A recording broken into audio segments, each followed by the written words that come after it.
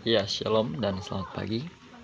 Perkenalkan, nama saya Rikal, NIRIM 10 2019 6908, kelas D, Pendidikan Agama Kristen, Prodi Pendidikan Agama Kristen. Pada kesempatan kali ini saya akan menyelesaikan salah satu tugas saya dari mata kuliah Gender. Soal yang pertama yaitu bacalah Kejadian pasal 1 dan pasal 2. Di sini di Kejadian pasal 1 lebih membahas mengenai penciptaan dan benda-benda apa saja yang diciptakan Tuhan Allah pada hari penciptaan. Dan pada pasal ini juga membahas mengenai penciptaan manusia yang digambar menurut gambar dan rupa Allah pada hari yang ke-6. Dan pada pasal 2 di mana masih membahas mengenai penciptaan, dan pada ayat 7 jelas dikatakan bahwa manusia dibentuk dari tanah dan Tuhan menghembuskan napas hidup ke dalam hidungnya, dan manusia itu dinamainya Adam atau laki-laki. Dan pada ayat yang ke-21 dan 22 disitu membahas mengenai penciptaan manusia, di mana manusia atau manusia kedua yaitu Hawa yang dibentuk dari tulang rusuk laki-laki, dinamainya lah Hawa atau perempuan. Dan soal yang kedua, bagaimana cara Allah menciptakan manusia? Ya, jelas tadi dikatakan bahwa Allah menciptakan manusia pertama yaitu Adam dari debu tanah dan menghembuskan napas ke hidungnya.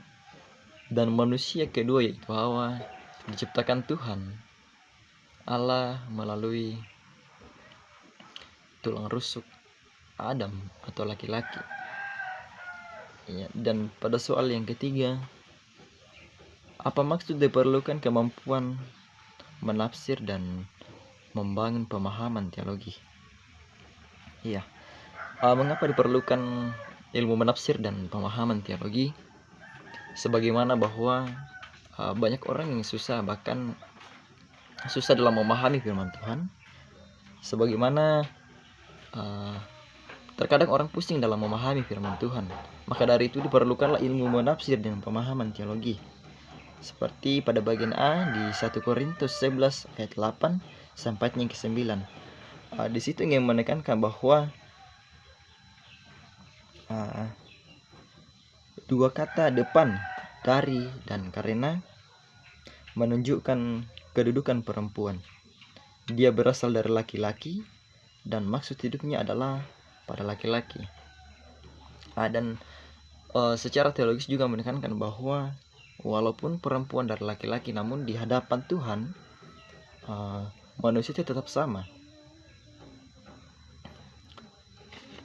Dan di dalam Timotius juga yang menjelaskan, di dalam Timotius 2 ayat 11 dan ayat 13, di mana sebuah perintah yang diberikan untuk orang Kristen untuk berdoa bagi semua orang atau secara umum dan untuk dirinya sendiri. Dan kejatuhan manusia ke dalam dosa. Yang pertama, mengapa manusia jatuh ke dalam dosa? Ya, kita tahu bahwa manusia pertama kali jatuh ke dalam dosa karena memakan buah larangan dari Allah, yaitu buah tentang pengetahuan baik dan yang buruk. Disinilah awal mula manusia, yaitu Hawa, Adam, jatuh ke dalam dosa. Dan disinilah awal manusia jatuh ke dalam dosa. Bagaimana cara Allah kepada manusia yang sudah jatuh ke dalam dosa? Ya, walaupun kita tahu bahwa manusia telah jatuh ke dalam dosa, sebagaimana yang kita tahu bahwa manusia pertama Adam dan Hawa telah jatuh ke dalam dosa, namun Tuhan masih memberikan kesempatan mereka untuk hidup di dunia. Bahkan Tuhan masih memberikan mereka kebebasan untuk hidup di dunia ini. Jadi Tuhan, walaupun kita sudah jatuh ke dalam dosa, Tuhan masih tetap peduli kepada kita. Dan apa akibat keberdosaan manusia? Ya, manusia hidup menderita, sebagaimana yang kita lihat pada saat ini, bahwa banyak setelah manusia jatuh ke dalam dosa, banyak manusia yang menderita, dan manusia pun akan mengalami kematian.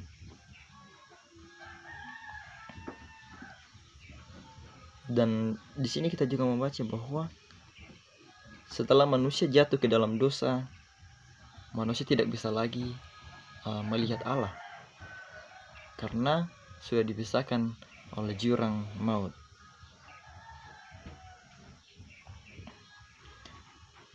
Dan di sini, apakah penebusan Yesus Kristus bersifat universal atau umum? Iya, penebusan Kristus untuk manusia bersifat universal, karena pada saat itu semua orang-orang yang berdosa, dosanya itu ditanggung Kristus, ditanggung Yesus. Dia rela mati untuk siapa? Untuk dosa-dosa kita, bukan secara umum, bukan secara pribadi, melainkan secara umum. Jadi di sini penebusan yang dilakukan oleh Allah, yaitu Yesus Kristus, secara umum, bukan hanya pribadi, melainkan bagi semua kita orang-orang percaya yang telah berdosa. Bagaimana cara Allah memulihkan hubungan antara manusia? Ya, di sini cara Allah memulihkan hubungannya dengan manusia yang berdosa dengan cara Allah mengutus atau mengorbankan putranya, yaitu Yesus Kristus.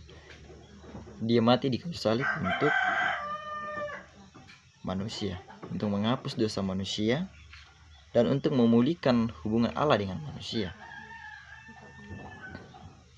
Ya, jadi dari semua pembahasan kita ini menjelaskan bahwa dari kejadian sampai jatuhnya manusia ke dalam dosa, di sini menjelaskan bahwa betapa Tuhan tidak pernah meninggalkan kita, walaupun kita laki-laki, perempuan, Dia tidak pernah membedakan kita dalam setiap kehidupan kita.